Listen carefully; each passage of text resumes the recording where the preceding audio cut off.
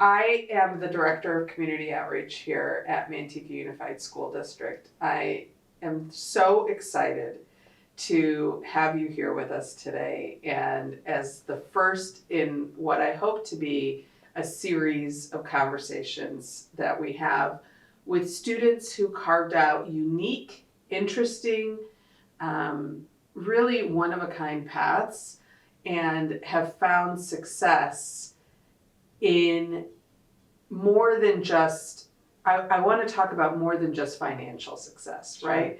But true success in pursuing their passion as students. Mm-hmm. And kind of where did that begin, and how did that path evolve, and where did it take you? Wow, well, my name is Kirk Brown, and I was born in Manteca. I am a Mantecan. And I have spent my 34 and a half years in education all in San Joaquin County, right here. Some of my longest memories, right, about being in this place in Manteca really evolve around Manteca Unified.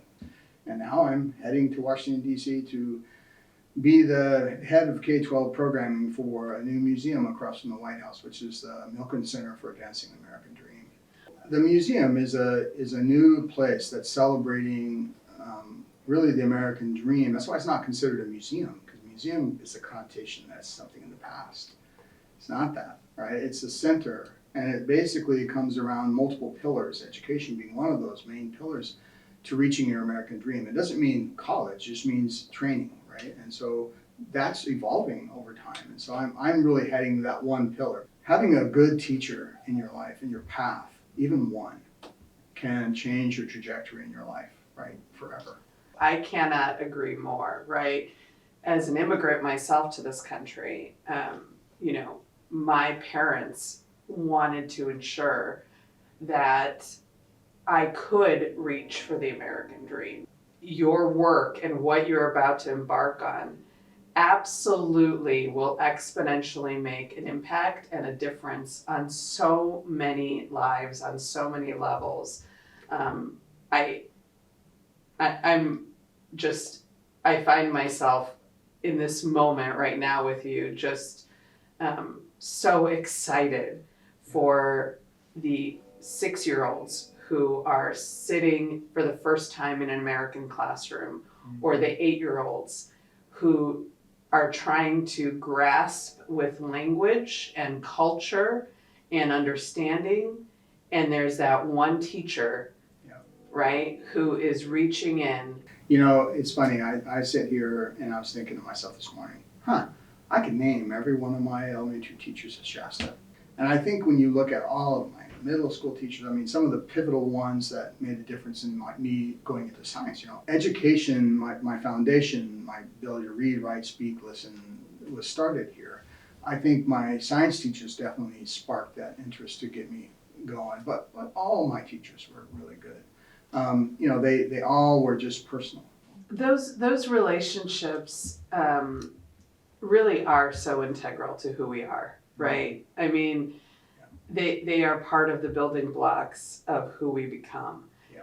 And in that same token, you mentioned it briefly, but I'd love to dig in a little deeper as to where, as a student, you really thought, I want to do something more with that. When did it cross over for you from this is an assignment in class, or this is what I love to tinker with, to I actually have a passion for this? As a kid, I was always into science.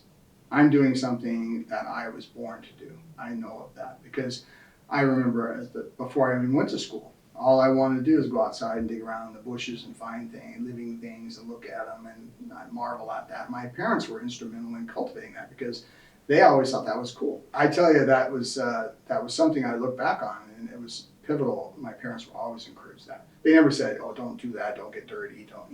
It was always go outside and play, and I just love that. It was more of a slow burn, right? Because all those instances where, first of all, it was easy for me, very easy for me, and I didn't realize, that I thought it was like that for everyone.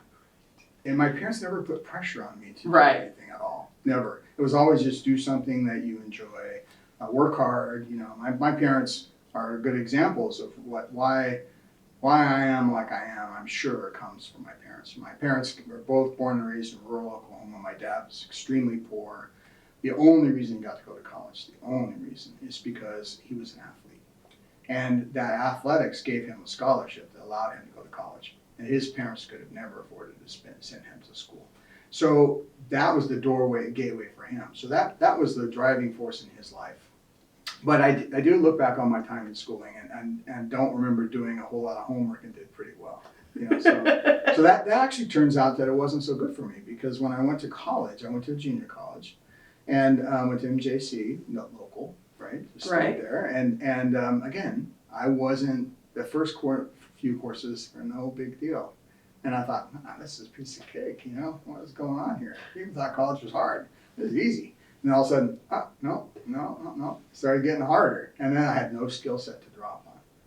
So I really kind of struggled my first couple of years. And it was just like, I started realizing, I had some really critical professors there too said, you've just relied on your natural whatever to get you by. You don't really know how to study really well and do all these skills that you need.